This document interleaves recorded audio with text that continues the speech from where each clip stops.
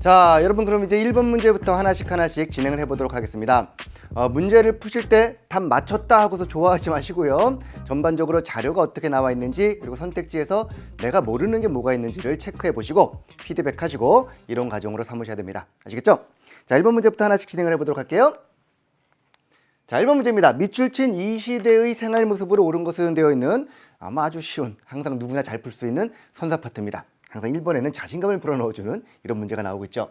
자, 사진은 군장이 처음 등장한 이 시대의 대표적인 문화유산인 광화 부글리의 고인돌이다 이렇게 되어 있습니다. 군장과 고인돌을 가지고 키워드를 잡아서 어느 시대인지 파악해 볼 수 있겠죠. 일단 이 시대의 가장 큰 특징이 물론 여러 가지 이론이 있습니다만 벼농사를 붙은 게 있거든요. 벼농사.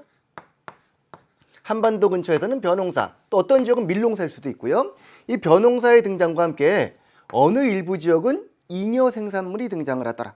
이 벼농사가 일반적인 그 잡곡에 비해서는 생산량도 많았고 단위 면적당 수확량이 많고 또 하나 중요한 거 소화가 좀 덜 된다 그랬죠. 그러다 보니까 소비량은 줄고 해서 일부 지역에 잉여가 생김으로써 남는 식량이 생김으로써 이 잉여를 둘러싼 다툼이 벌어지더라.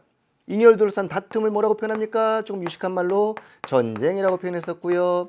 이 전쟁이 나옴과 함께 승자와 패자가 나눠지고 하여 계급이 발생하고 이렇게 이긴 세력들은 이긴 시스템을 그대로 유지하기 위하여 새로운 형태의 어떤 시스템을 고안하느니 이 바로 시스템을 우리는 국가라고 부른다.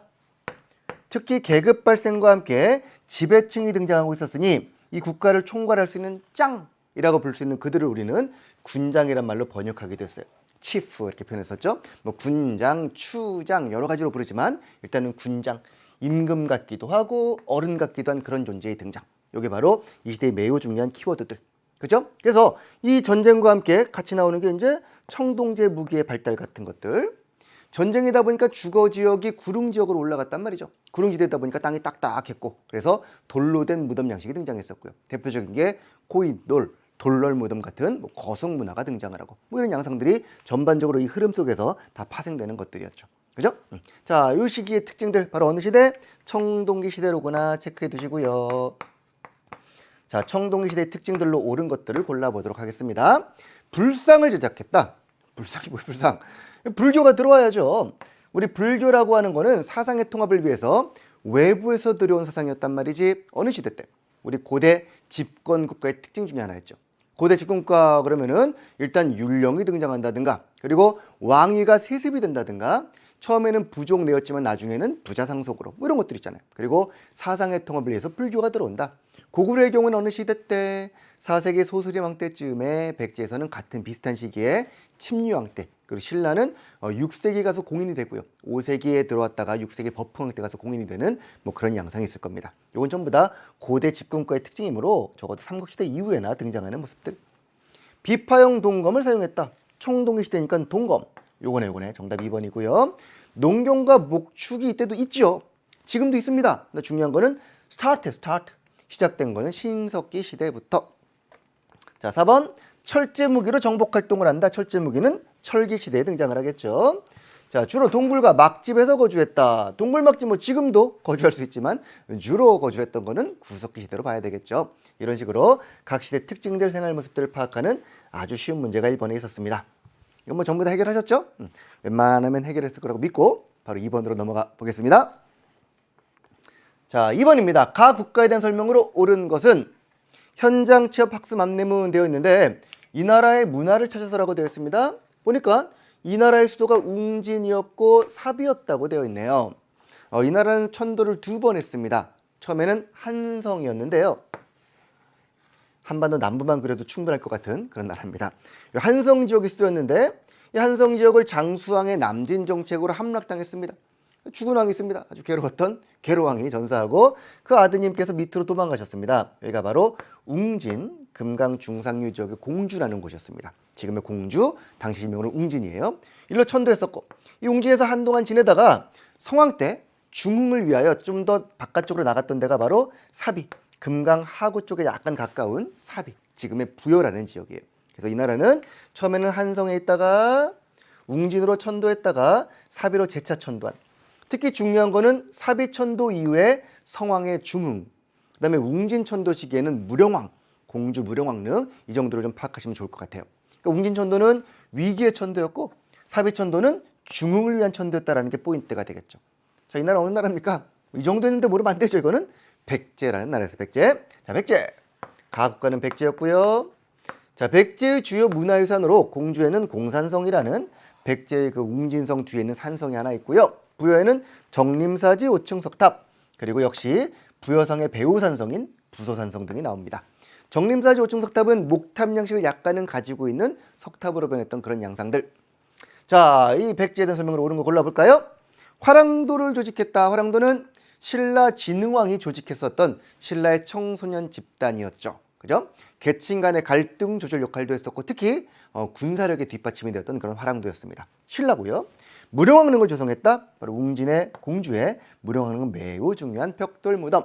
당시 백제는 위기 속에서 중국 남조와 그리고 일본과의 교류를 통해 가지고 뭔가 대외관계 확장을 통해서 위기를 극복하고자 했던 그런 모습이 나왔습니다. 이게 6세기 때 모습이었고요. 2번이 정답이죠. 앙부일구는 뭐죠? 소투를 이렇게 엎어놓은 모양의 해시계. 우리가 흔히 알고 있는 이 앙부일구는 세종대왕이 만들었던 해시계고요. 조선시대 거죠. 직지심체요절은요. 요거는 1377년 고려 최말인데 그때쯤에 청주 흥덕사라는 곳에서 인쇄했던 세계에서 현존하는 가장 오래된 금속 활자 인쇄물입니다. 현재 프랑스에 있는데요. 현존하는 세계에서 가장 오래된 금속 활자로 만든 인쇄물. 아시겠죠? 직지심체요절이라는 불경 같은 종류예요. 자, 무천이란 제천 행사는 어느 나라에서? 동해에서 했던 제천 행사죠. 지금 보니까 여러 나라, 약간 선사파트에 가까운 여러 나라. 그다음에 요거는 고려, 요거는 조선.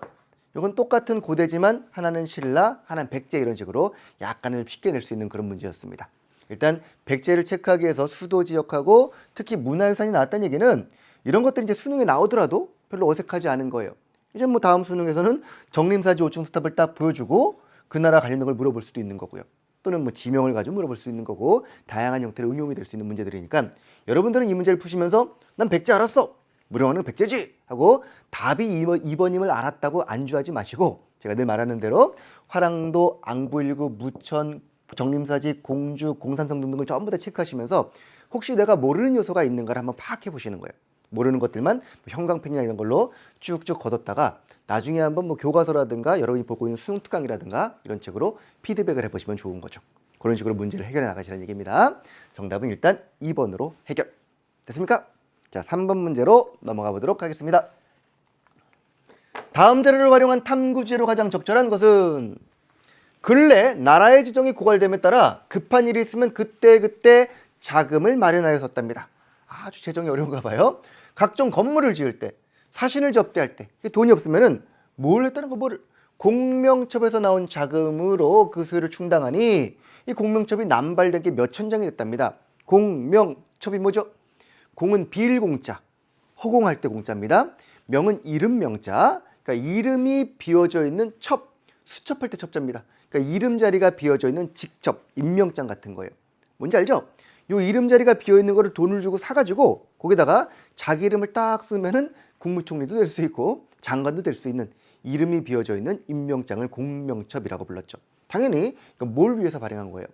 물론 국가에서는 재정 충당을 위한 거지만 우리 개인의 입장에서는 신분 상승의 도구가 될 수 있는 거죠. 일반 평민들도 돈을 내고 양반자리를 살 수 있는 신분 상승의 통로가 됐던 게 바로 공명첩이었습니다.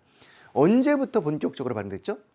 임진왜란 이후에 전란으로 황폐해진 다음에 재정 충당을 위해서. 그러니까 이거는 조선 후기, 임진왜란 이후인 조선 후기에 신분제 문란을 가속화시킨 대표적인 사례가 바로 공명첩이었습니다. 들어본 적 있죠? 자, 두 번째 볼까요? 간사한 자들이 돈을 주고서 족보에 슬쩍 이름을 더하여 놓고서는 관직의 계급까지도 뇌물을 주고 빌리고 있는 족보를 위조하기도 하고 관직을 매매하기도 하고 이런 모습이 나오고 있는 걸 보니까 역시 마찬가지로 조선 후기의 신분제의 변동을 보여주는 대표적인 사례겠구나. 족보 위조가 상당히 많아졌었죠. 우리 뭐 양반전 같은 박지원이 썼던 소설을 보더라도 이렇게 양반직을 사고 팔고 하는 게 조선 후기의 일반적인 양상이었던 거죠. 조선 후기의 신분제의 변동. 특히 이렇게 되면서 양반 수가 대폭 늘어나가지고 국가에서는 세금을 부담하는 계층이 줄어들고 있는 겁니다. 양반들은 군역을 지지 않았기 때문에 보다시피 군사의 정원이 줄어들고 있는 상당히 좀 좋지 않은 양상들이 나타나고 있는 모습인 거죠. 그러니까 신분제의 문란은 한편으로는 평등 사회로 가는 모습이기 때문에 근대의 태동으로 볼 수 있는 여지도 있습니다. 하지만 한편으로는 이렇게 신분제의 문란이 국가 재정에 문제를 갖고 왔고 여러 가지로 이제 사회 혼란을 가중시키는 그런 결과도 초래했었겠네요. 이런 것들을 같이 또 아울러서 보시면 되겠죠. 자, 탐구주는 당연하게도 어디 있습니까? 조선 후기 신분질서 변동이란 3번이 되겠죠. 이건 공명첩과 족보 위조가 어느 시기인가를 파악할 수만 있다면 뭐 충분히 풀 수 있는 문제들. 왜냐하면 나머지 선지가 전부 다 다른 시대를 지칭하고 있습니다. 노급 폐지의 목적 나와 있습니다. 노급 폐지는 언제? 노급은 귀족들이 그 지역, 해당 지역에 조세뿐 아니라 노동력도 징발할 수 있는 매우 중요한 무기였기 때문에 노급은 고대 귀족들의 매우 중요한 세력 기반이었습니다. 해서 이걸 폐지한다는 얘기는 왕권을 강화하는 조치였는데 신라의 경우 통일 후 신문왕 때 노급을 폐지함으로써 전제 왕권을 구축할 수 있었다라고 배워본 적 있으시죠? 자, 육두품 세력의 골품제 비판. 골품제 역시 신라의 폐쇄적인 신분제죠. 골, 뼈다귀와 품을 나눠가지고 뼈다귀만 왕을 할 수 있고 진짜 뼈다귀, 뭐 진골 이런 것들. 그리고 6, 5, 4, 3, 2, 1은 귀족들을 편제한 신분제였습니다만 절대로 다른 계층으로 넘어갈 수가 없게 만들어 놓은 거예요. 육두품은 그래서 아무리 실력이 좋고 뛰어나더라도 절대로 장관이나 왕은 될 수가 없는 거죠. 골이 아니기 때문에 육두품들은 그래서 이 골품제에 상당히 비판적이었습니다. 이런 비판 양상이 가중화되는 게 신라 하대였고 신라대 육두품들은 결국 도당 유학을 가거나 호주과 결탁하여 반신라 세력이 되거나 이런 식으로 변해간다라는 것이죠. 자, 고려 문벌 귀족. 귀족은 귀족인데 어떤 귀족? 문벌 무슨 뜻입니까? 벌. 학벌, 학문으로 엮인 세력들, 학벌. 돈으로 엮이면은 재벌. 그리고 가문으로 엮이면은 문벌. 그래서 가문들 간의 중첩된 혼인을 바탕으로 귀족을 이룬 사람들, 바로 고려 중기, 뭐 이자겸 떠오르죠? 그때 모습이고요. 신라말 호족 세력의 성장. 호족은 신라말 지방에서 여러 개 운거했었던, 막 할거했었던 자신을 스스로 성주 장군이라 부르면서 백성들을 막 모아가지고 나중에 나라를 세우기도 하는 우리가 알고 있는 사람들 있죠. 이를테면 뭐 장보고도 있었고요, 궁예도 있었고요, 왕건도 있었고요. 이런 세력들이 전부 다 호족이라고 지칭하는 지방 세력들을 말하는 거죠. 신라 말의 모습입니다. 정답은 그리하여 3번. 나머지 전부 다 어떤 혼란상을 보여주긴 합니다만 전반적으로 이 내용들은 신분제와 관계가 있기 때문에 3번을 골라낼 수 있겠다라는 거겠네요. 역시 어려운 문제는 아니었습니다. 자, 이렇게 어려운 문제가 아니다 그러면 이제 학생들이 난 어렵던데? 이런 말도 하던데 공부하면 쉬운 문제입니다. 공부하셔야 됩니다. 자, 4번 문제로 가겠습니다. 밑줄 친 이 시기의 경제 상황으로 옳은 것은 되었습니다. 뭘 묻고 있죠? 이 시기를 묻고 있습니다. 여기서는 이제 언제냐라는 when 시기를 묻고 있는 문제. 역사에서 가장 많이 물어보는 게 시기입니다. 어느 시대냐? 사전은 상평통보 모전판을 복원한 것이다. 상평통보라는 돈 알고 있지요? 어느 시대? 조선 후기 한 숙종 때쯤부터 법정화폐가 되었던 게 상평통보입니다. 이게 뭐냐면은 돈나무라고 보통 별명이 붙는데 이게 주물 틀이 있습니다. 이 틀에다가 구리를 부어놓은 다음에 틀을 딱 벗겨내면은 이런 모양이 딱 나오는 거예요. 이해되시죠? 그러니까 붕어빵 만들 때 붕어빵 틀에다가 이렇게 밀가루 넣어가지고 틀을 딱 빼내면 붕어가 나오듯이 이런 식으로 돈나무 모양이 나와요. 그럼 이걸 하나씩 따가지고 나무를 따가지고 이 틀을 다듬으면 돈이 되는 거지. 이러다 보니까 이게 모양이 조금씩 달라요.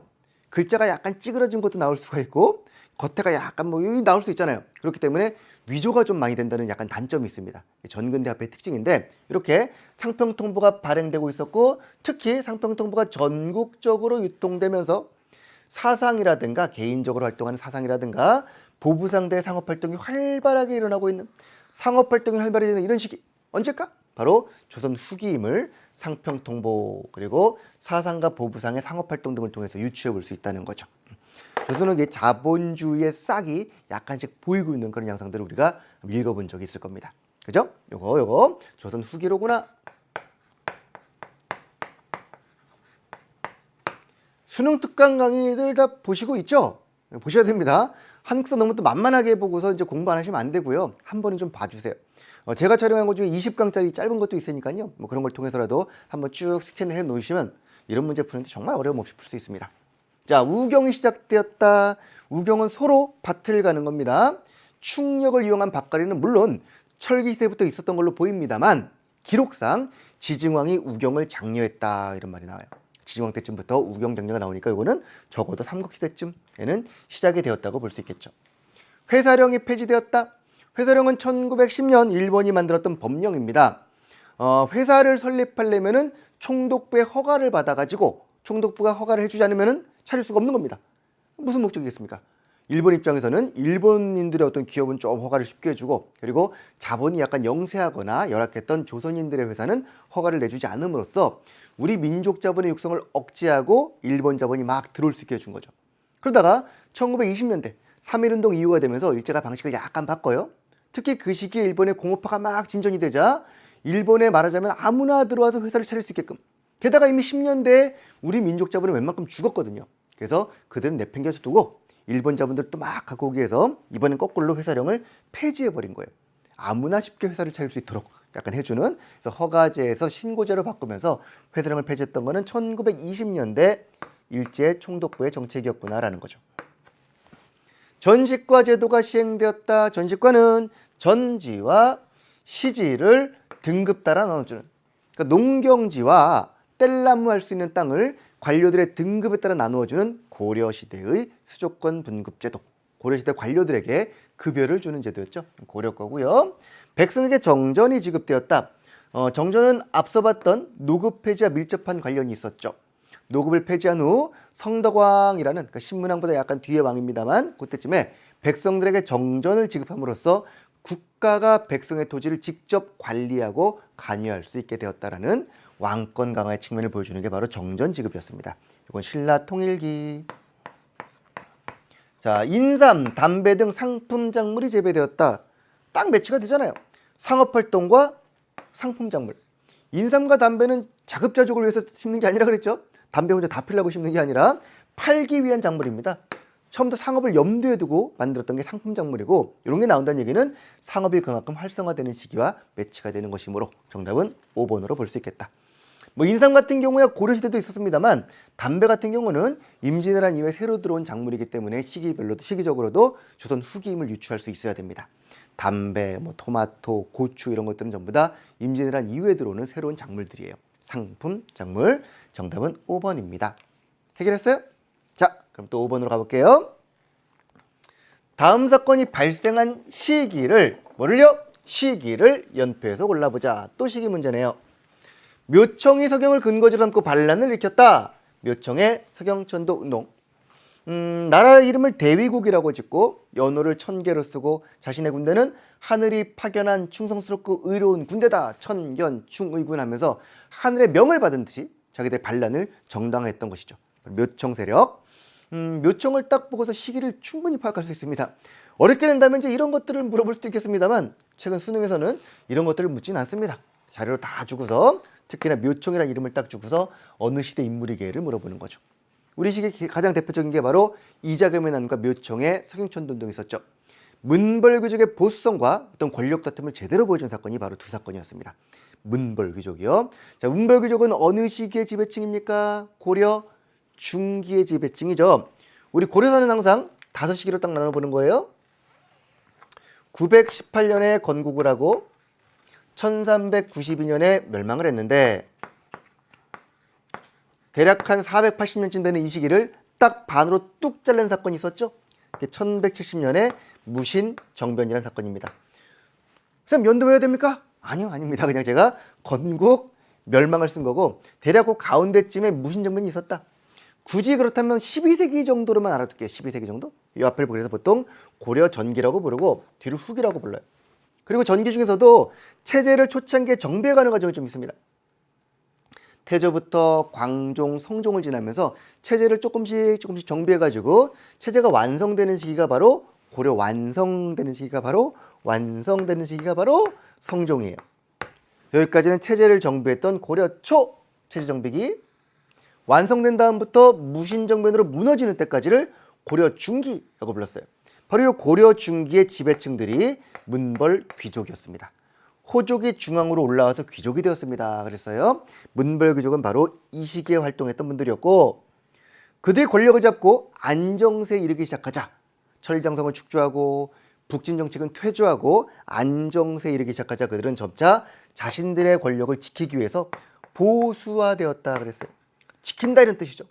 이 보수화의 정점에서 일어난 사건이 바로 이자금이 왕이 되겠다고 일으킨 이자금의 난 1126년, 그리고 바로 이어터진 묘청의 서경천도 운동. 묘청의 운동은 진압이 됐고요. 결국 개경파 문물귀족이 최종적으로 승리를 거둔 겁니다. 더 보수화됐고 말하자면 더 약간씩 썩어가고 있었단 말이지. 그러다가 무신들에게 호되게 당한 게 무신정변이라는 사건이었습니다. 하지만 이들은 정치에는 별로 관심이 없었기 때문에 이때 잘 유지가 되던 시스템이 점차 무너지는 시기였죠. 무너지는 시기를 우리는 후기라고 불렀던 거예요. 이 무신들의 권력은 몽골의 침입 그리고 개경환도와 함께 무너졌고요. 이때까지 우리는 무신집권기. 개경환도 위에는 친원파들이 득세했었고 그들은 권문 세족이라고 불렀었죠. 원간섭기.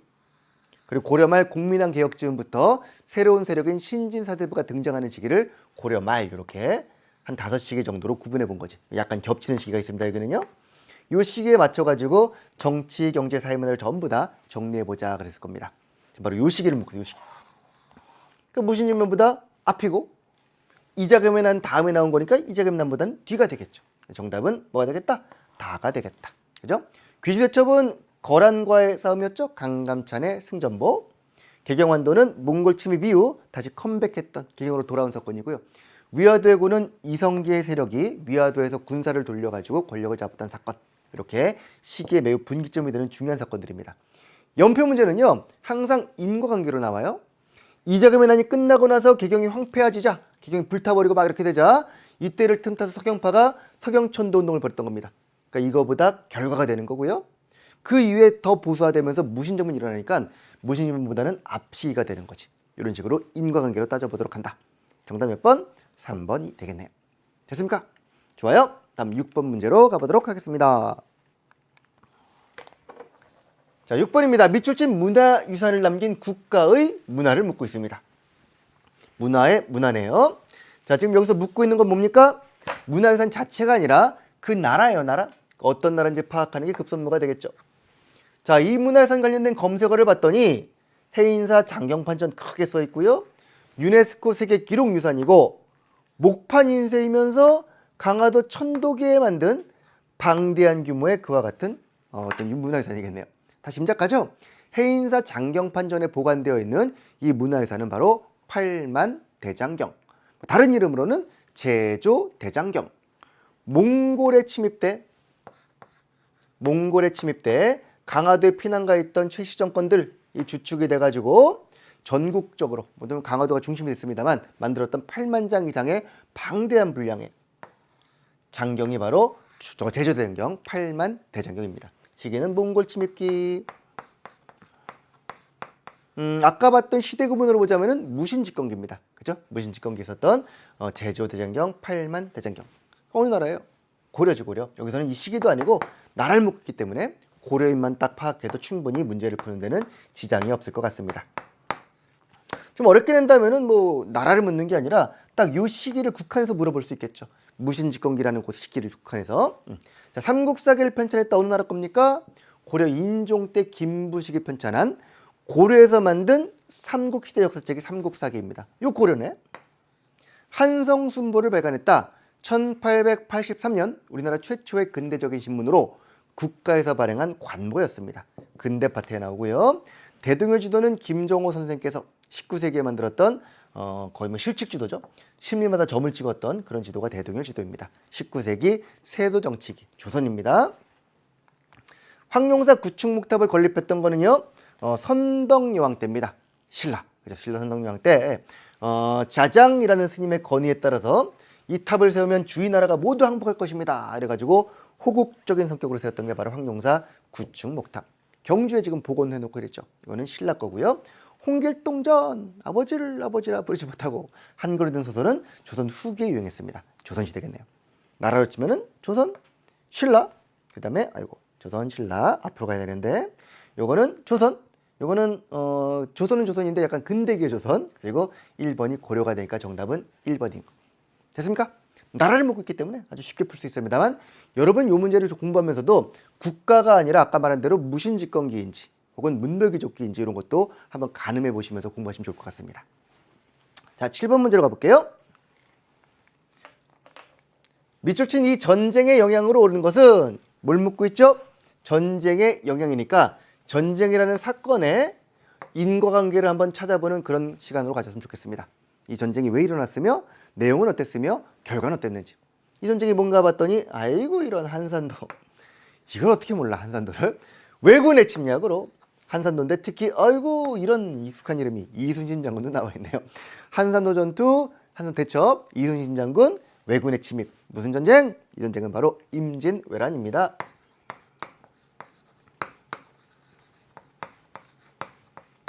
일본에서는 그 당시 막부가 막 이제 뭐 혼란기에서 전국 시대를 통일하고 이러면서 내부의 불만을 무마하기 위하여 외부의 적을 만들자. 약간 이런 논리? 그래서 명을 정벌하러 간다 그러면서 길을 빌려달라고 그 구실로 우리나라를 쳐들어온 사건이에요.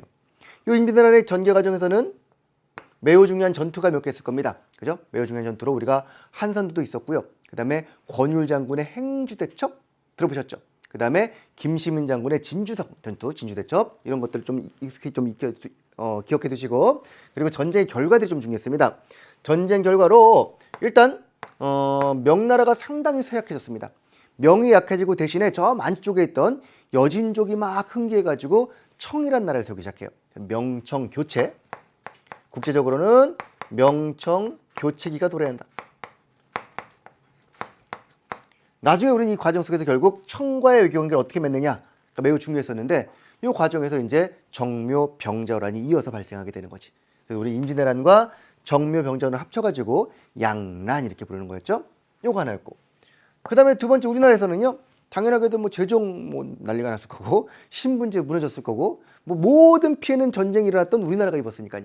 여기 명도 개입했고 일본도 개입했지만 전쟁의 피해는 고스란히 우리 국민들에게로 백성들에게로 이 시기에 뭐 신분제 문란이라든가 재정의 결핍이라든가 이런 것들을 여러 가지 사회경제적인 변화들로 우리가 한번 기억해 볼 필요가 있을 겁니다. 앞서 봤던 공명첩 발행 이런 것들 재정 때문이지만 한편으로는 사회혼란을 갖고 오는 거지 이런 것들. 그 다음에 일본의 입장에서 보자면요. 일본은 약간의 수혜지였습니다. 막부가 교체가 됐는데 그 교체된 막부에서 전쟁기에 가져갔던 많은 물자들 그리고 끌고 갔던 포로들을 통해서 문화가 막 발전하기 시작해요. 특히 포로 중에는 도자기 기술자라든가 그 다음에 성리학자라든가 이런 사람들이 많았기 때문에 각종 문화가 발달하는 계기가 되었었고 그리고 게다가 통신사를 우리나라에 요청해가지고 우리가 일본과의 국교를 재개하고 포로를 송환하면서 통신사란 이름의 문화설단을 일본에 파견하기 시작한 것이죠. 이를 통해서 일본은 상당히 많은 문화 발전을 이루었다라는 것까지. 그 당시 이제 명이라든가 우리나라와 일본에서 있었던 수많은 결과들의 내용들입니다. 그렇죠? 다 정리가 되어 있죠, 이런 것들. 자, 한번 볼까요? 전쟁 영향을 묻고 있으니까요. 보빙사가 파견됐다. 보빙사가 아니라 통신사여야 됩니다. 보빙사는 근대기에 미국에서 공사를 파견하자 공사 파견에 대한 답례로 보답한 의미로 보낸 게 바로 보빙사입니다. 1883년 미국에 보낸 사절단이고요. 강동육주는 서희가 거란과 담판을 통해 가지고 얻었던 압록강 동쪽의 6개 주를 말합니다. 고려식이죠. 천리장성 우리나라에서 2번 만들었습니다. 하나는 연개소문이라는 고구려 인물이 수나라를 막아내고 당의 침략을 대비할 목적으로, 또 한 번은 고려에서 거란 침략을 막아내고 귀주대첩 이후에 압록강부터 도련포까지 거란과 여진을 막을 목적으로. 고구려와 고려에서 2번 싸운 적이 있었고요. 자, 일본의 도자기 문화가 발달한다. 이게 답이겠네요. 도자기 기술자를 데려갔기 때문에 도자기 문화가 발달했다는 4번이 정답될 것 같고요. 외규장각 도서의 약탈은 병인양요라는 1866년 근대기 사건 때 있었던 일이죠. 프랑스가 침략하여 외규장각 도서를 전부 다 약탈해 갔다가 최근에 임대 형식으로 반환이 되었습니다. 라는 것까지 알면 더욱 좋겠다. 정답은 4번. 자, 해결했죠? 자, 8번 문제로 가보겠습니다. 가 사건에 대한 설명으로 옳은 것은 되었습니다. 역사 동아리 발표에 보니까 3일 천하로 끝난 개혁의 꿈 3 days 3일로 끝나버렸습니다. 기복균 등 급진기아파가 등장을 하고요. 14개조의 개혁 정강이 있습니다. 14개조 정강이 나오고요. 결과적으로 청군이 개입하여 사태가 수습이 되고 말았던 그런 사건이에요. 이쯤 하면 힌트 다 나왔죠? 3일 만에 끝났던 급진기아파가 일으킨, 그리고 그들이 개혁정강을 발표했던, 하지만 청이 진압했던 사건의 이름은 갑신정변. 1884년 갑신정변. 이모군란 이후 정부 정책이 점차 친청화되고 보수화되자 이모군란이라는 군인들의 별난을 청나라 군대가 수습해 준 겁니다. 그러자 정부는 어쩔 수 없이 청나라와 친해지는 친청화 정책을 펼쳤고요. 개화 정책을 하다가 반발을 받았기 때문에 개화 정책이 주춤해진 겁니다. 그러니까 보수화된 겁니다. 이렇게 민씨 정권이 친청화 보수화되자 여기에 불만을 품었던 사람들이 바로 여기 있는 급진개화파들이에요. 그들은 친청화된 사람들을 너희들 사대당이지라고 부르고 보수화됐으니까 너희들은 수구당이지라고 부르면서 스스로를 친청의 반대 개념으로 우리는 사대가 아니라 독립당이요.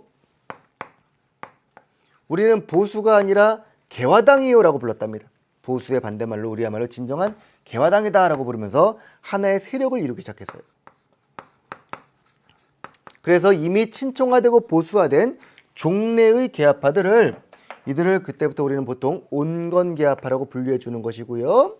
이렇게 된 세력들을 우리는 급진개화파라고 분류할 수 있다라는 거죠. 급진개화파는 바로 이들을 지칭하는 용어입니다.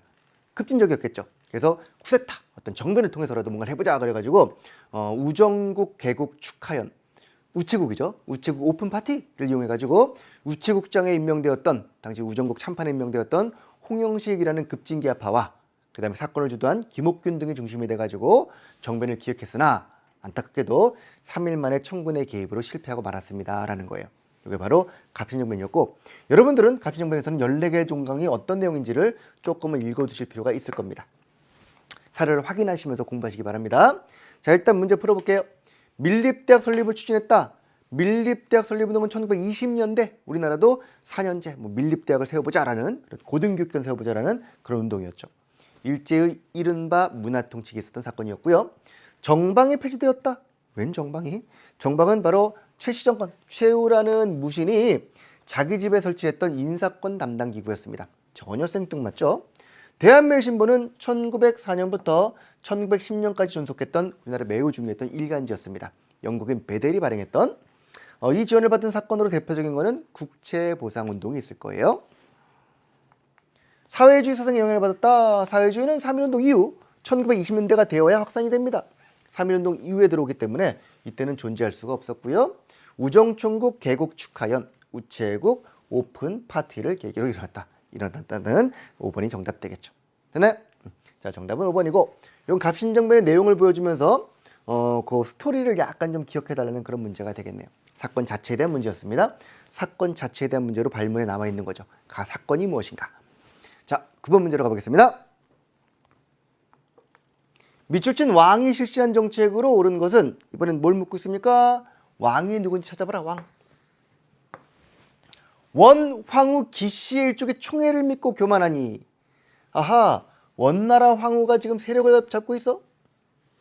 그랬으니까 이거 안 돼. 아무리 타일러도 깨닫지 못해. 안 되겠어. 죽여! 해가지고 왕이 마침내 기철을 비롯한 친원파 세력들을 제거했다는 겁니다. 친원파 세력을 제거할 수 있는 왕이에요. 하나밖에 없습니다. 그죠? 그분이시고요. 자, 두 번째 보니까 이자춘이 왕의 명령을 듣고 유인우와 합세하여 쌍성 총관부를 공격하여 혁파했답니다. 쌍성 총관부는 원나라가 설치했던 직할령입니다. 직할령이라는 원이 직접 통치하는 지역이었습니다. 쌍성 총관부 외에도 동령부와 탐라 총관부가 있었으나 두 개는 이미 돌려받았고 충렬왕 때 요것만 남아있었는데 요걸 마저 지금 공격해가지고 탈환하고 있는 겁니다. 원에 빼앗긴 거죠. 그러니까 지금 원나라의 간섭으로부터 벗어나려는 노력이 보입니까? 친원파를 제거하고 원에 빼앗겼던 땅을 탈환하는 원의 간섭으로부터 벗어나려는 이른바 반원 자주화 정책을 펼쳤던, 원나라에 반대하는 자주 정책을 펼쳤던 누구? 공민왕의 개혁을 떠올릴 수 있겠네요. 공민왕.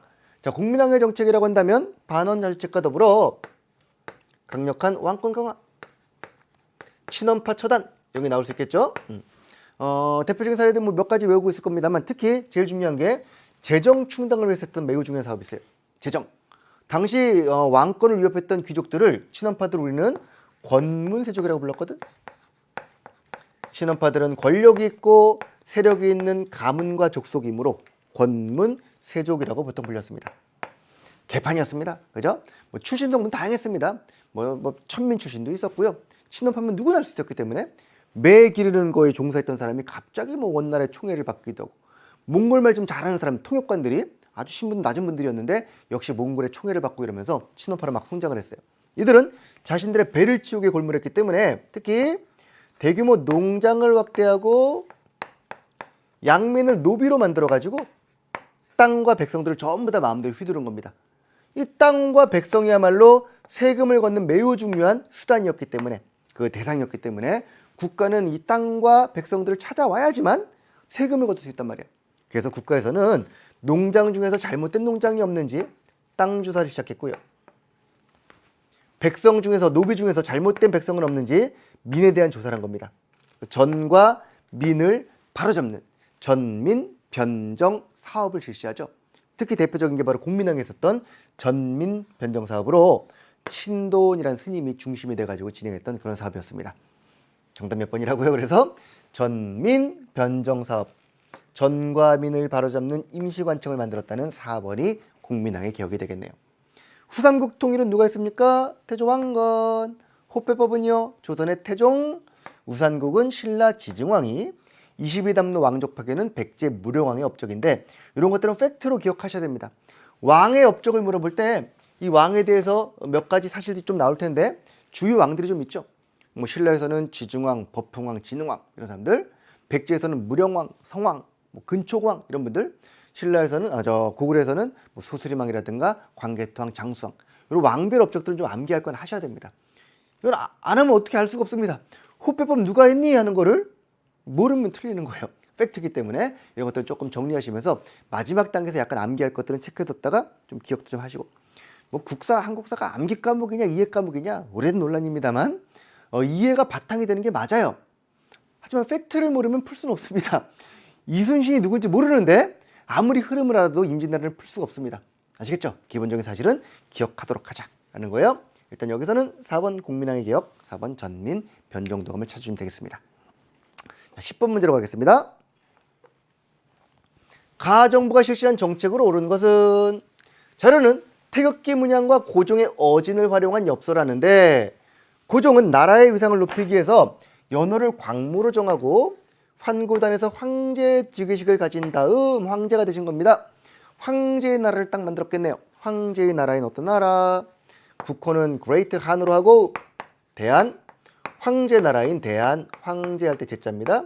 제국을 수립했어요. 민국이 아니라 황제의 나라입니다. 황제의, 황제에 의한, 황제를 위한 나라? 약간 과장하자면, 그래서 황제권을 바탕으로 강력한 개혁을 하신 거죠. 당시 워낙 혼란기였고 외세 침략이 가중되어 있었기 때문에 민주적인 절차로 개혁을 할 수도 있겠습니다만 시간도 없고 효율성 떨어진다고 판단하신 것 같아요. 그래서 황제의 권력을 중심으로 약간 독단적으로 개혁을 추진했던 겁니다.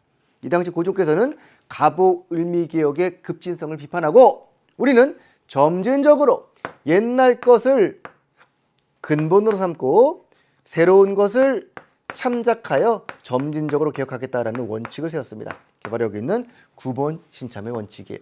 광무개혁이라고 표현하죠. 역시 뭐 재정충당 정책 나왔을 것이고, 그다음 대외적으로 자주권을 확보하는 황제권 강화도 있었고요. 대표적인 그 재정충당 정책이 바로 여기 있는 지계발급 사업이에요. 전국의 토지를 다시 측량하여, 측량한다, 토지를, 이거 양전 사업이라고 하죠. 토지를 다 조사한 다음에 토지 문서인 지익의 땅 문서를 발급해 주는 겁니다. 근대적 소유권을 확립하기 위하여. 하지만 사실은 세금을 제대로 거두려고 이렇게 되는 거지. 일단 1번이 대한제국의 매우 중요한 개혁 정책이었고요. 국자감 설립은 어느 나라 거죠? 국자감. 국자감은 고려의 국립교육기관으로 중국제도를 약간 모방했습니다만 독자적으로 운영했던 고려 성종에 설치했던 학교 이름입니다. 노비안검법은요, 노비를 살피고 검사하는 법. 앞에 문제에서 봤던 전민변정과 유사한 맥락입니다. 이거는 고려 광종이 신라 말의 호족들이 마음대로 갖고 있던 노비들을, 불법적인 노비들을 다시 살피고 검사해서 양민으로 바꿔주었던 제도입니다. 고려 광종이요. 이렇게 바꿀 경우에는 호족들의 세력 기반을 약화시킬 수가 있고 국가 지정은 탄탄해질 수가 있고. 오케이? 자, 새마을운동은 너무 좀 생뚱맞다. 이거는 박정희 정부 때, 1970년 박정희 정부 때 시작되었던 근대화 운동입니다. 농촌 근대화운동. 12목의 지방간을 파견한다. 청컨대 외관을 주소서라고 했던 최승로의 건의를 받아가지고 전국 12개의 목에 지방간을 파견했던 거는 역시 고려 성종의 업적. 그러니까 2번과 5번은 고려 성종, 고려 광종. 그러니까 세 개가 고려고요. 요 현대입니다. 근대기 고종하면은 1번밖에 나올 만한 게 없는 거죠. 양전 지게 사업을 기억해 달라. 정답은 1번. 됐나요? 자, 이렇게 10문제까지 풀어봤고요. 10문제 남았습니다. 쭉쭉 달려볼까요? 자, 11번입니다. 밑줄 친 이 사건의 배경을 묻고 있습니다. 역시 문제의 키워드는 사건이고요. 여기선 사건의 배경이니까 인과관계를 따져볼 줄 알아야 되겠죠? 자, 화면에 보이는 강화도 광성보는 미군이 침입한 이 사건 당시 어느 나라가 미군이 어디로요? 강화도로 침략했을 때 누가 어제연 장군이 이끄는 수비대가 싸웠던 격전지라고 되어 있습니다. 근대 사건 중에서 흥선대원군 집권기 양이들의 서양 오랑캐들의 침략이라고 하는 양요가 발생을 했어요. 일단 병인양요가 있었는데 병인양요의 배경이 된 사건은 병인박해 또는 병인사옥이라고 부르는 천주교 박해 사건이었습니다. 이때 프랑스 신부들이 희생을 당하자 프랑스는 이에 대한 구실로 강화도를 침략해왔으니 그게 바로 병인양요. 프랑스군이 강화도로 들어왔었고요. 이때 우리나라에서 싸웠던 장군 이름이 우리 누굽니까? 양원수 장군, 정족산성의 양원수 장군, 그 다음에 문수산성의 한성근 장군 등이 있었습니다. 양원수 기억해 주시고요. 이 병인양요 때 그러나 프랑스군은 그냥 돌아가지 아니하고 외교장각 도서를 약탈했습니다라는 거였어요. 그리고 이때 일어난 또 하나의 사건이 제네럴 셔먼호 사건이었습니다. 전부 다 1866년의 사건들인데 제네럴 셔먼이라는 미국의 배 한 척이 평양으로 올라왔다가 평양 군민과 충돌을 빚어서 결국 소각되고 말았던 사건입니다. 이 사건을 구실은 나중에 1871년에 미국이 쳐들었습니다. 이게 바로 신미양요. 미국은 역시 강화도로 쳐들어왔는데 이때는 광성보의 어제연 장군이 결사분전함으로써 상당히 많이 돌아가셨습니다. 이때 300명 이상이 희생당하셨는데 그러면서 결국 미국이 이제 질려서 돌아가고 말았던 사건이 신미양요였습니다. 요거는 원인과 결과들이 되는 것이죠. 여러분들이 이 전쟁에서는요 항상 이긴 전투가 무엇인지를 우리가 막아낸 전투가 무엇인지를 기억하셔야 됩니다. 양원수의 정족산성, 그 다음에 어제연 장군의 광성보 전투요. 또 하나의 사건 기억해둘 게 오페르트의 남현군 묘도굴 사건이 있죠. 오페르트는 어느 나라 사람? 독일 사람이에요. 요거는 그래서 프랑스, 요거는 미국, 요거는 독일과 관련된 사건들이다라는 것을 체크해 두시기 바랍니다.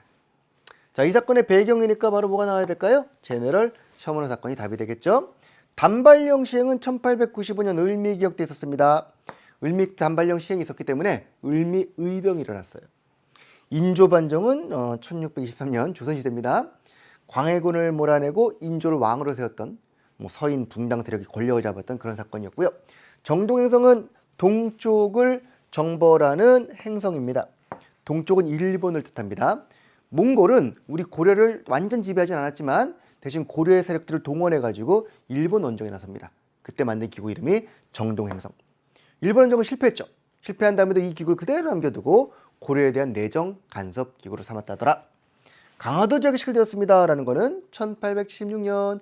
요거의 배경이 됐던 거는 운요 사건. 일본과의 관계입니다. 일본. 운요 사건이었고 요게 바로 답이 되겠네요.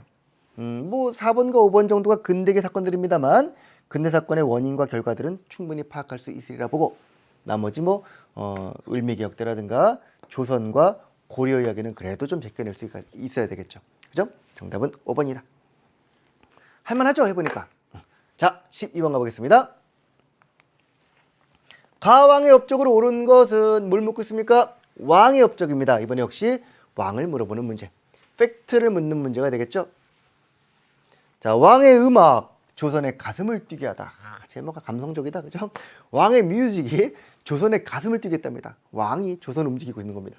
조선의 법과 예와 악을 정비한 이분, 법과 예와 악을 정비한 이분의 일대기를 통하여 할아버지가 세조이시고 법인 경국대전을 완성하시고 그 다음에 음악인 악학개범을 지으신 이분의 업적을 통해서 뭔가 알아보자 그런 내용이네요. 보통 이제 유교에서 가장 중요한 게 예와 악이라 그래. 예는 질서고요. 악은 백성을 교화하는 수단이에요. 그래서 이분께서는요 법도 만들었지만 완성, 바로 예와 악을 정비하신 분입니다. 그래서 의례를 대표하는 책으로 국조오례의 들어봤어요? 나라의 5가지 예법을 담은 국조오례의라는 책이라든가, 악을 담은 악학괴범이라든가,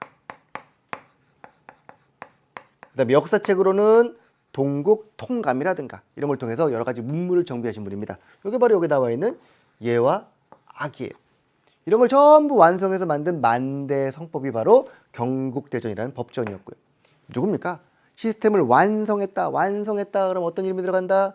우리 고려도 얘기했잖아. 완성했다는 성자가 들어갑니다. 조선의 성종. 자, 업적 찾아볼까요? 별무반을 조직했다. 뭐래? 별무반이 뭐야 이거는? 여진을 토벌하려고 고려 숙종 때 만든 군사 조직입니다. 여기는 신기군, 신보군, 그리고 마귀에게 저항하는 항마군이 있었습니다. 스님들이었죠. 훈민정음 반포는 이거 알죠? 세종대왕. 척화비를 세웠던 거는 흥선대원이니까 왕으로 치면 고종이에요. 고종의 아버지가 세운 겁니다. 독서삼품과는 어느 왕 때? 신라 원성왕 때 만들었던 관료들의 어떤 교육을 통해서 책을 읽어가지고 그 양에 따라서 관직을 기용해주는 세품으로 나눠가지고 관료 교육제도 보시면 될 것 같아요. 집현전을 계승한 홍문관을 두었다. 집현전을 만든 거는 세종대왕입니다. 어진 사람들을 모아놓은 편전. 여기서 경연도 하고 열심히 했는데 이 집현전의 경연이 시끄럽다고 마음에 안 든다고 없애버린 분이 바로 여기는 할아버지세요. 왕권 강화를 위해서. 게다가 성종이 다시 이거를 부활시켰는데 이름을 살짝 바꿨죠. 학문을 넓히는 곳. 비슷한 곳이네요. 학문을 넓히는 학술연구기관입니다. 여기서 왕을 가르치는 경연이라든가 교육을 시키는, 세자를 가르치는 서연이라든가 각종 정책 토론 같은 것들을 담당했던 기구가 바로 집현전 계승한 홍문관. 맞는 게 누구? 성종. 정답은 5번. 역시 왕의 업적을 팩트별로 기억해야 풀 수 있는 그런 문제가 되겠습니다. 어렵진 않지만 사실관계를 분명히 확인하고 기억해 주시기 바랍니다. 자, 13번 문제로 가볼게요. 가 국가에 대한 설명으로 옳은 것은 뭘 묻고 있죠? 국가. 이번엔 나라를 묻고 있습니다. 항상 발문에서 왕인지 국가인지 사건인지 시기인지 아시겠죠? 그 먼저 습관 들이는 겁니다. 나라를 묻고 있습니다. 빨리 풀려면 나라만 딱 체크해도 괜찮아요? 고구려 출신의 대지영이 세운 나라. 이거 뭐야 이거. 고구려 출신 대지영이 세운 나라는 발해. 숙신, 말갈 등을 병합하면서 특히 관부제도를 두었는데 영역은 오경, 15부, 61주. 발해 선왕 때 정비했던 지방행정조직으로 수도가 5개 있었습니다. 중, 그 다음에 동, 서, 남, 상 5개 수도가 있었고 15개 부, 62개 주로 국토를 재편했었고요. 인구는 수십만인데 마정해 보니까 거란에게 멸망했다라고 되어 있네요. 거란에게 멸망한 후 유민들은 남쪽으로 내려와서 고려에 투항을 했었고요. 그리고 정한국이라는 부흥국이 세워지기도 했습니다라는 것까지 우리가 아마 알고 있을 것 같아요. 발해 이야기입니다. 청해진을 설치했던 건 누구예요? 장보고. 어느 사람이죠? 통일신라. 장보고의 청해진은 완도에 있습니다. 지금의 완도. 전라도 끝에 있습니다. 당연히 발해일 리가 없잖아요. 화백회를 개최했다는 거. 화백회는 신라 귀족들의 합의제죠. 만장일치 합의제. 귀족 회의제도가 화백회입니다. 이것도 신라, 이것도 신라. 영고라는 제천행사는 부여의 제천행사입니다. 부여. 부여 영고는 고구려의 동맹이나 동해의 무청과 다르게 10월이 아니라 12월에 지냈다는 게 포인트. 10월이면 땡뜨기빙 추수감사인데 이건 그런 건 아닌 것 같아요. 수렵사회 전통이거나 뭐 1년의 마무리거나 약간 이런 의미가 아닐까 싶은 게 바로 영고라는 부여의 제천행사. 전성기의 해동성국. 너희들은 바다 동쪽의 융성한 나라로구나 하는 해동성국 발해. 요게 정답이고요.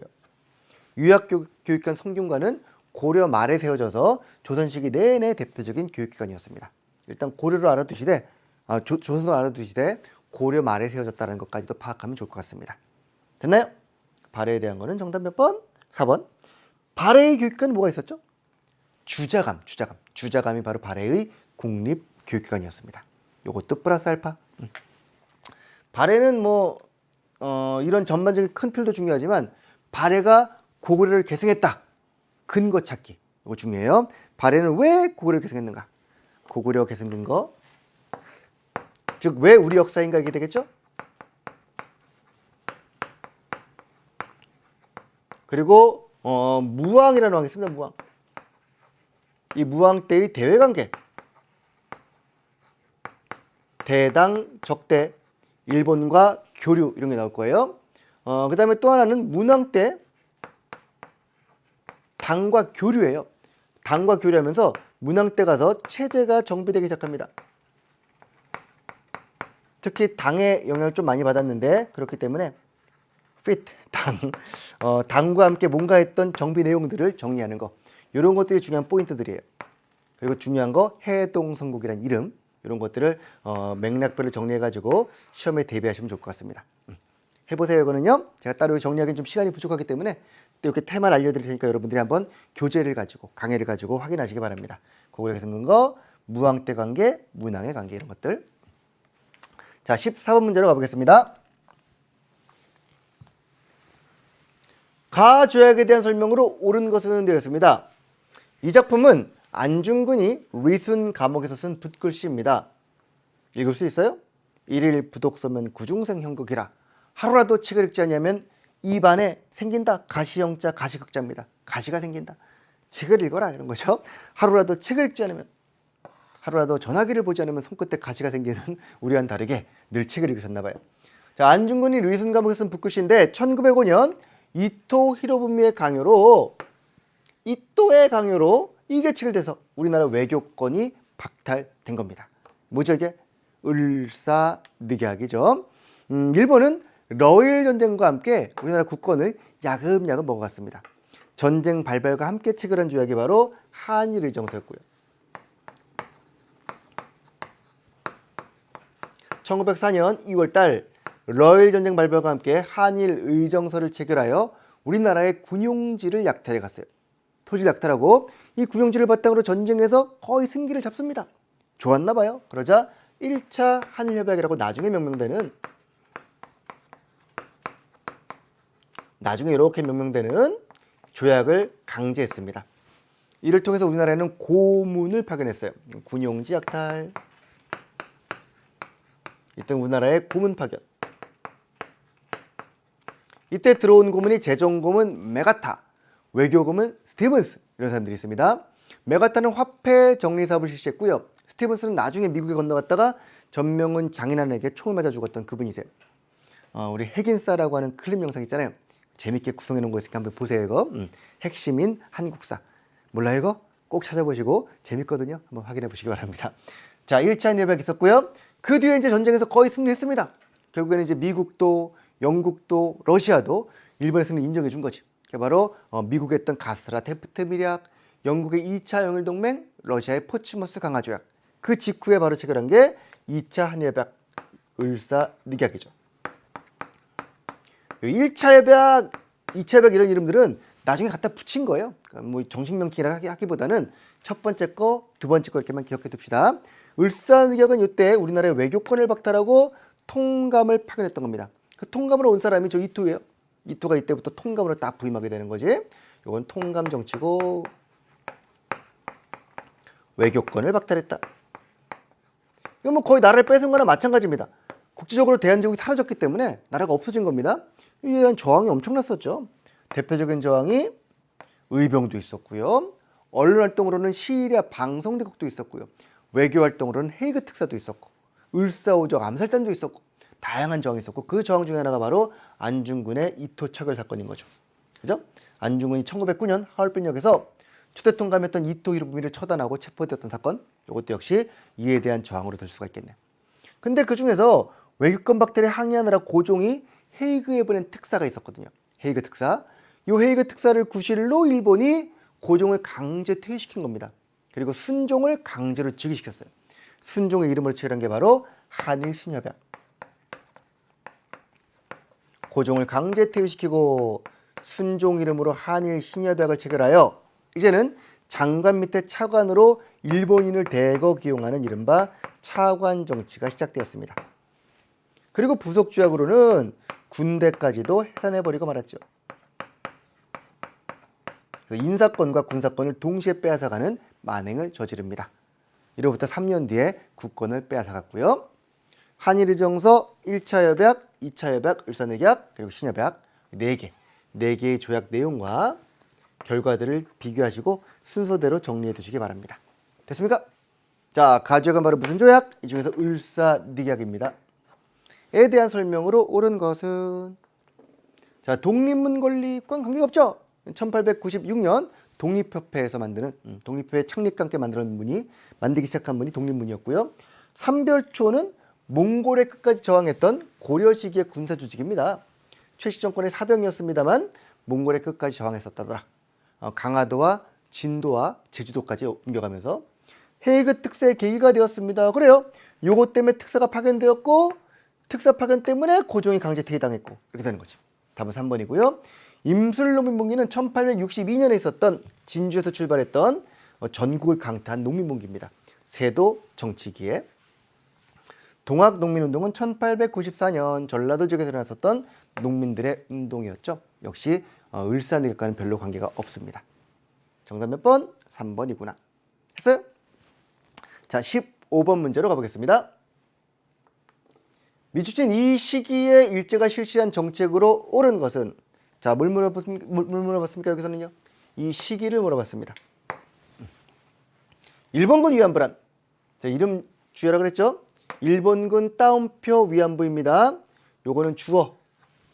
위안부란 말이 뭐 일본을 위안으로 간 게 아니기 때문에 주체는 일본군이었고 위안부에 따옴표를 치는 이유는 그 당시 용어를 그대로 씁니다라는 걸 보여주는 거예요.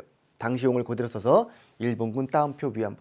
뭐 최근에 보통 성노예란 말로 많이 표현을 하는데 일본군 위안부 피해자인 할머니의 작품으로 할머니들이 이제 나중에 정신치료 받고 이러면서 미술 교육을 많이 받으셨어요. 이분들 전시회도 갖고 오셨는데 상당히 뭐 그림 잘 그리는 분도 많으십니다. 그 일본군 위안부 피해자인 할머니의 작품으로 일본군에 끌려가는 소녀의 모습을 그린 것이랍니다. 일제가 국가총동원법을 제정한 후라고 시기를 특징해 주었습니다. 국가총동원법을 제정한 후에 인력과 물자를 수탈하던 이 시기입니다. 여기서 분기점이 되는 것은 바로 국가총동원법이겠죠. 왜 나온 건데요? 중일전쟁으로 일본의 전쟁이 장기화되면서 인력도 부족했고 물자도 부족해진 거지. 나라에서 총동원해라 그러면서 일본과 우리나라의 물자를 잔뜩 수탈해 갔던 게 바로 국가총동원법입니다. 이건 1938년 중일전쟁 이후, 중일전쟁은 1937년이었고요. 그 이후에 만들어진 법이 바로 국가총동원법.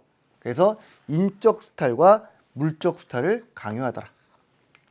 인적 수탈로는 여기 나와 있는 일본군 위안부도 있었지만 강제징용, 징병, 학도병 이런 것들이 있었고요. 근데 물적 수탈로는 물자입니다. 대표적인 게 쌀공출, 쌀 뭐 굴량미겠죠. 가축 공출, 그리고 금속 공출. 무기 만들려고 뭐 밥그릇, 숟가락 다 가져간 거지. 이런 것들이 바로 이 당시의 대표적인 수탈 내용들. 자, 요 이후의 모습이에요. 그럼 데려가려면 그냥 데려가나? 전쟁 때 끌고 갔는데 총을 일본군에게 돌리면 어떡합니까? 끌고 가기 위해서는 뭔가 민족성을 말살시킬 필요가 있었겠죠. 그래서 황국신민화 정책이라는 이름으로 다양한 민족 말살 정책을 펴니다. 뭐 그중에 대표적인 것들이 황국신민서사 암송, 일본식 성명 강요, 그 다음에 궁성요배, 신사참배 뭐 이런 것들이 있을 거예요. 이런 것들 같이 좀 정리해 두실 필요가 있겠죠. 자, 과전법을 시행한다. 과전법은 고려 말에 만들어진 조선의 토지제도입니다. 아까 봤던 전시과가 고려 거라면 조선 거예요. 긴 제도는요. 고려 태조 왕건이 호족들을 견제하고자 호족의 자식들을 인질로 서울로 올려보내게 만든 제도. 고려 태조. 통리기마문은 1880년대 우리나라 개화정책을 전담했던 개화정책 전담기구. 토지조사사업은 1912년 일본이 우리나라 토지를 조사해서 역시 일본의 지세를 늘리고 한편으로는 신고하지 않은 토지를 뺏어가기 위해서 약탈을 목적으로 했던 매우 아주 악랄한 사업이 토지조사 사업입니다. 황국신민서사 암송 요거겠네요. 민족성을 아예 말살시키고자 황국신민서사라는 암송을 시켜서 어릴 때부터 이제 우리는 황국신민입니다. 충성을 강요하게 하는 그런 암송문이었습니다. 요걸 통해서 사람들의 그 민족성을 바꿔버리고 그들을 데려가겠다라는 게 이 당시의 정책이었겠죠. 정답은 5번. 어렵지 않은 문제입니다. 그죠? 5번 답으로 찾아내시고 다음 16번 문제로 가보도록 하겠습니다. 가단체 활동으로 옳은 것은 한 시간 넘어가니까 힘들죠? 그래도 공부한다는 마음으로 우리 고3이잖아요. 앉아가지고 하나하나 좀 보셔야 됩니다. 한국사신문입니다. 창립총회를 개최했는데 가는요. 비타협적 민족주의자와 사회주의자의 민족협동전선으로 만든 그런 조직입니다. 1920년대 민족주의 계열들이 각종 교육과 산업운동을 전개합니다. 이른바 실력 양성운동이에요. 대표적인 게 물산장려운동, 밀립대학 설립운동 이런 게 있었죠. 열심히 활동을 전개했는데 안타깝게도 그 활동들이 일본의 탄압에 막혀가지고 큰 성과를 거두지 못했습니다. 하지만 그 과정에서 어쨌든 간에 일부 기업은 성장을 했고요. 또 일부 학교도 생길 수가 있었단 말이지. 그러자 이 내부에서 분열이 일어난 거예요. 어떤 세력은 이거 봐라. 우리가 불법적으로 맨날 일본과 싸우면 의도 터지기만 하는데 이렇게 일본의 합법적 테두리 안에서 뭔가를 하더라도 소기의 성과는 달성할 수 있지 않냐. 따라서 일본의 합법적 테두리 안에서 뭔가를 해보자라는 이른바 자치 참정을 주장하는 타협적 민족주의자들이 등장하기 시작했어요. 이광수, 최린 등 일본의 합법적 테두리에서 뭔가 해보자라는 타협적 민족주의. 근데 우리가 지금 하려는 게 회사 세우는 게 목적이었나? 우리 목적은 독립운동이었죠. 회사를 세우는 건 과정일 뿐이고 독립이 궁극적인 목적인데 일본과 타협하면 독립은 물 건너가는 거잖아. 말도 안 되지. 우리가 했던 운동이 회사 설립 운동이 아니야. 독립운동이지. 라고 해서 끝까지 일본과 타협할 수 없다는 비타협적 민족주의가 한편으로 등장을 했습니다. 일본이 볼 때는 얘들이 예뻐요. 얘들이 예뻐요. 얘들이 예쁘지. 그죠? 이들은 점차 친일화의 길을 걷기도 하는 그런 부류들이에요. 또 하나 3.1운동을 계기로 우리나라에는 사회주의라는 새로운 세상이 유입되고 있었습니다. 사회주의는 청년들을 중심으로 학생들을 중심으로 노동자 농민에게 급속히 퍼져갔습니다. 계급운동을 중시했었죠. 민족과 사회주의가 약간은 대립하고 있었습니다. 왜냐하면 이들은 독립도 좋아 중요하지만 우리가 독립과 같이 또 중요한 것 중에 하나가 노동자들과 농민들의 인권을 보호하는 거야. 우리들의 어떤 경제적 이익을 지키는 거야. 자본가와 지주와 우리는 적이란 말이야. 그러면서 민족주의자들의 어떤 돈 많은 분들을 막 비판하게 됐단 말이야. 사이가 별로 안 좋았어요. 이분들 뭐라 그랬냐?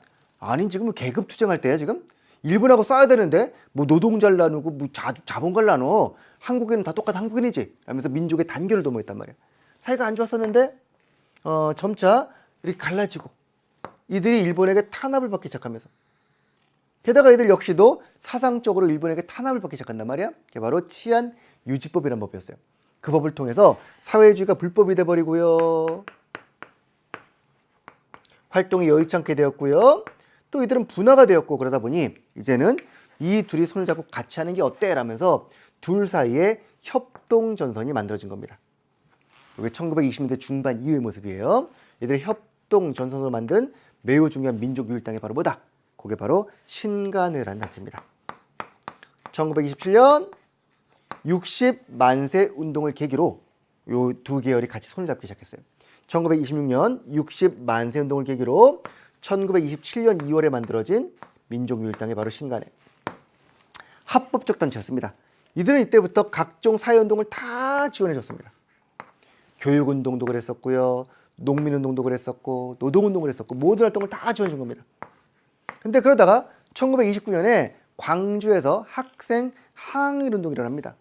이 운동이 전국적으로 번질 기미가 보이자 이 단체는 광주 학생 항일운동의 진상 조사단을 파견하고 이 운동을 전국적인 민중봉기로 확산시키려고 노력을 했답니다. 그러다가 조직이 발각되고 지도부가 구속되는 사건이 발생을 해요. 발각이 아니라 본래 합법이니까 지도부가 구속되고 점차 무너지는 기계가 발생합니다. 이들의 가장 중요한 업적이 바로 광주 학생 항일운동을 전국적으로 확산시키려고 노력했다는 점, 3.1운동 이후에 최대 규모로 발전했던 그 사건에 지원단을 파견했다는 점, 이게 아주 중요한 사건이에요. 신간은 그래서 만세운동과 비교해보자면 60만세 운동의 결과물로 만들어졌고요. 광주 학생 항일운동에는 지원을 했다라는 요거 뭐라 그럴까 사이에 낀 단체로 기억하세요. 26년 60의 결과물이었고 여기에 조사단을 파견했고 요건 1926년 요건 1929년의 사건입니다. 결과적으로 지도부가 구속되고 조직이 흔들리면서 1931년에는 결국 해소가 되고 말았던 게 신간회란 조직이고요. 됐나요? 자, 신간회에 대해서 묻고 있습니다. 답 찾아볼게요. 자, 선제 1번. 각야나를 지정한다. 이거는 1920년대 만들어진 조선어 연구에서 만든 한글날의 전신입니다. 진단학부는 실중주 역사가들이었던 사람들이 만든 진단학회에서 만든 학보고요. 1934년. 교조신혼운동이 뭐예요? 동학농민운동 단계에서 우리 억울하게 돌아가신 교조 최재우의 원통함을 풀어주세요라는 종교운동이었습니다. 광주 학생운동 지원, 요게 답이 될 것 같고요. 일제 황무지양권 요구를 절하시킨 단체는 보안회라고 하는 단체가 있죠. 애국계몽단체인 보안회가 1904년에 했던 사업이 바로 5번과 같은 사업이었습니다. 정답은 4번 됐습니까? 신간에서 가장 많이 나는 게 바로 광주입니다. 같이 매치시켜 두세요. 자, 17번 문제 가겠습니다. 다음을 통해 알 수 있는 전쟁 중에 있던 사실로 옳은 것은 전쟁을 알아야 되겠고 전쟁 중에 팩트를 알아야 되겠네요. 국군과 유엔군이 인천에 상륙했던 인천 상륙작전. 장난하나? 그렇죠? 인천에 상륙했던 인천 상륙작전. 내용은 이와 같습니다. 됐죠? 국군과 유엔군이 나오고 인천 상륙이 나옵니다. 이게 무슨 전쟁입니까? 6.25 전쟁이죠. 1950년에 일어난 전쟁이고 53년에 정전협정으로 끝이 났던 6.25 전쟁입니다. 누가 쳐들어온 거예요? 북한군이, 그죠? 이건 처음에 북한군의 남침으로 시작됐습니다. 물론 그 배경이 됐던 데는 미국의 애치슨 선언이라든가 중국의 공산화라든가 소련의 군사 지원 등이 상당히 큰 영향을 미쳤습니다. 그러니까 국제적으로 미국, 중국, 소련 등이 영향을 미쳤기 때문에 이건 처음부터 약간 국제적인 사건의 성격을 띠고 있는 그런 전쟁이었어요. 근데 일단 시작은 북한이 남을 침략하면서 남침으로 밀렸습니다. 우리가 쭉 밀리자. 이번엔 누가 들어왔습니까? 우리가 쭉 밀리기 시작하자 이때 투입된 군대가 바로 저기 있는 유엔군이었습니다. 유엔군이 들어왔어요. 이 유엔군은 인천 상륙작전으로 전세를 역전시키는 데 성공을 했습니다. 자, 그러자 이번엔 누가 들어왔어요? 북쪽으로 쭉 치고 올라가자 우리도 들어간다. 국경이 위험하다. 그러면서 이번엔 중국군이 들어왔어요. 엄청난 인력으로 밀어붙여서 결국 흥남철수를 단행했고 1월 4일 날 서울을 재함락당하고 말았습니다. 이렇게 재함락을 당한 다음에 한동안 왔다 갔다 하면서 치고받고 싸우다가 1953년쯤에 휴전이 체결된 거지. 그때 휴전협정에 먼저 다리를 놓아준 게 바로 여기 있는 소련이었습니다. 그래서 이 전쟁은 북과 남의, 남과 북의 동족 상잔의 비극, 민족 내부의 갈등도 물론 있었지만 보다시피 유엔 16나라, 중국, 나중에 소련까지 다 개입을 하면서 완벽한 세계적인 국제전이었고 특히 이 전쟁의 주인공이 되었던 주인공? 좀 이상한 말이다. 어쨌든 주도 세력이었던 미국이나 소련은 당시 냉전이라고 하는 국제 질서를 막 좌지우지하던 두 강대국이었던 거죠. 냉전의 산물로 일어난 전쟁이 6.25 전쟁이었고 우리는 애꿎게 그 안에서 희생양이 되던 사건이 아닐까. 가장 큰 결과는 바로 분단이죠. 분단. 그죠? 자, 그래서 이 6.25 전쟁 중에 있던 사실로 옳은 것은 바로 중국군 참전이 되겠네요. 통감부는 을사늑약대에 설치되었던 일본의 외교권을 강탈했던 기구 이름이고요. 이군육의 편성은 고려의 군대 이름입니다. 중앙군 이름이고요. 아간파초는 고종께서 러시아 아라사 공사관으로 피난 가신 사건입니다. 1896년 을미사변 직후의 일이었고요. 4.19 혁명은 1960년에 있었던 이승만 정부를 무너뜨린 사건이었죠. 매우 중요한 우리 사건이었습니다. 5번. 자, 정답은 그래야 1번 되겠네. 6.25 전쟁 중. 어렵지 않죠? 자, 18번 문제 가보겠습니다. 가와 나시기 사이에 있던 사실로 옳은 것은 가는 보니까 봉오동에 다다른 적군의 후미가 무슨 전투? 봉오동 전투. 주도했던 장군 이름이 바로 홍범도 장군이죠. 어디 있습니까? 홍범도. 봉오동. 자, 1920년 서막을 알리는 1920년 6월 홍범도의 봉오동 전투. 여기서 패배한 일본이 화가 나가지고 만주에 대한 대규모 군대 파병을 했단 말이야. 그러자 이동하던 독립군이 홍범도의 군대와 김자진의 군대 등이 연합해가지고 청산리 전투를 승리로 이끌었어요. 1920년 6월과 10월입니다. 화가 난 일본은 간도 지역 주민들을 무차별 살상하는 간도 참변을 일으켰죠. 이에 대해서 일본은 간도 참변. 이에 독립군들은 간도 지역을 떠나서 저 위로 올라갔다가 소련령인 자유시로 피신하기로 했습니다. 그랬다가 자유시에서 뜻하지 않은 내분과 소련의 어떤 그 탄압으로 자유시 참변을 겪었습니다. 독립군들은 참변 이후 만주로 뿔뿔이 흩어져서 다시 복귀를 했었고, 복귀한 독립군이 재정비를 거쳐가지고 3부를 결성했습니다. 참의부, 정의부, 신민부. 그러자 일본은 이 3부를 다시 탄압하고자, 독립군의 재정비를 탄압하고자 미스야 협정을 체결했어요. 일본의 경무국장 미스야와 만주 군벌 사이의 협정이었습니다. 독립군이 탄압되는 와중에 이들은 이 3부를 하나로 합쳐보자는 민족 유일당 운동을 전개했고, 그 민족 유일당 운동 결과 혁신의회와 국민부, 그리하여 한국 독립군과 조선혁명군이란 두 개의 군대로 재편됐던 게 1920년대 이야기였습니다. 하지만 여전히 미스 협정이 유효했기 때문에 우리 독립군들의 활동이 여의치 않았습니다. 근데 만주 지역이 일본에게 침략을 당하는 만주사변 이후 일본과 협정을 맺었던 만주 군벌이 우리 독립군 편으로 돌아서기 시작한 겁니다. 그래서 그때부터 31년 만주사변 이후부터 우리 한국 독립군과 조선혁명군은 본격적인 전투를 시작했으니, 이들의 전투가 바로 여기 있는 대전자령, 사도하자, 동경선 같은 전투들입니다. 한국 독립군의 지청천 장군. 이들이 했던 전투가 바로 영릉과 흥경성이었습니다. 이건 1930년대 이후 활동이에요. 그러니까 지금 이거 맨 처음에 나왔던 봉오동 청산리가 우리 독립군의 주요 활동이었다면 요건 우리 독립군의 실현이 되겠죠. 실현. 다시 우리 활동이 되겠죠. 삼부결성. 또 우리의 실현이 될 겁니다. 다시 재차 활동했던 게 바로 여기는 이 내용이고, 그리고 1920년대 일이었고, 요거는 1930년대 일이었습니다. 그러니까 봉오동과 대전자령 사이에는 이런 일들이 들어가요. 이런 일들 중에 찾아보면 어디 있습니까? 바로 여기 청산리 전투라는 3번이 답이 되겠네요. 을미사변은 1895년 명성황후 시해 사건 말하는 거죠. 훈련도 가면요, 임진왜란 중에 만들어진 조총부대를 비롯한 특수군대였고요. 운요 사건이 일어났습니다. 이거는요, 포수, 사수, 살수 등이 있었죠. 운요 사건은 강화도 지역에 배경이 되었던 1875년 일본의 군대가 우리를 불법으로 침략한 사건이었고, 미소 공동위원회는 이거는 모스크바 삼성회의 결과 1945년 이후 광복 이후의 상황에서 나왔던 대표적인 사례였습니다. 정답은 3번. 됐어요? 자, 19번 문제 갑시다. 두 문제 남았습니다. 힘을 내세요. 미술진 만세운동이 끼친 영향으로 오른 것은, 만세운동 볼까? 제1차 세계대전이 종막을 고한 시기를 전후하여 미국 대통령 윌슨의 민족 자결주의가 나왔고, 이 결과 고종황제 인산일에 참석하기 위해서 모인 사람들이 만세운동을 했는데, 특히 이 운동은 2월 8일 일본에서 유학생들이 했었던 독립선언서를 영향을 받았답니다.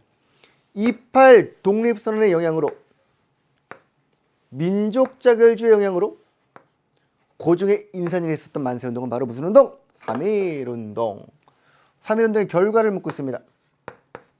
3.1운동은 이와 같은 배경, 윌슨, 28 배경도 중요하고, 그 다음에 비폭력에서 폭력으로 가는 과정도 중요하고, 한용운의 공약 3정도 중요하지만 더욱더 중요한 것은 3.1운동의 결과입니다. 아주 중요한 결과들이 많았죠. 일단 첫째, 일제의 통치 방식이 바뀐다. 이른바 문화통치로 따옴표 치고, 통치 방식이 바뀜으로써 일본이 바꿨다는 게 중요한 게 아니라 바뀜으로써 우리나라에서 다양한 독립운동이 나올 수 있었다. 합법적으로 보이는 국내의 독립운동과 사회주의 등장, 이런 것들이 나올 수 있다는 얘기죠. 그리고 이때부터 무장투쟁이 활성화된다. 비폭력 의미 없어! 그러면 무장투쟁이 활성화돼가지고 만주에서 아까 봤던 봉오동 청산리가 일어나게 되는 거죠.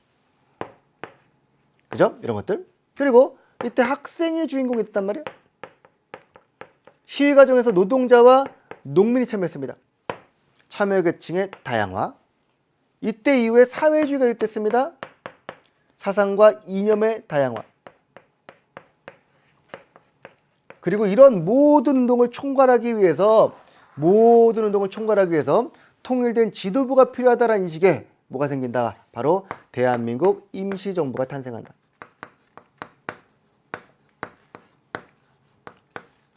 기타 해외의 독립운동에 영향을 주어서 인도나 인도의 깐디, 중국의 오사운동에도 영향을 주었다. 이런 것들은 기타 더 더해주시면 좋겠고요.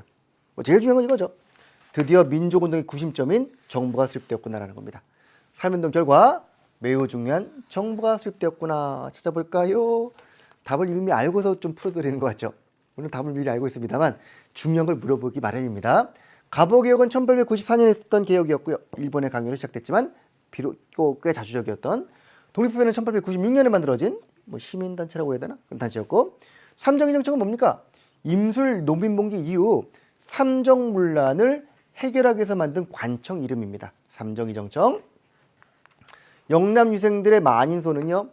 조선책략이라는 책의 유포 때문에 영남적 유생들이 개화 정책에 반발해서 일으켰던 사건입니다. 상소운동이죠. 대한민국 임정 수립 바로 정답은 5번이 되겠고요. 자, 마지막 20번 문제입니다. 미추진 이 선언이 발표된 시기의 정부가 추진한 통일 노력입니다.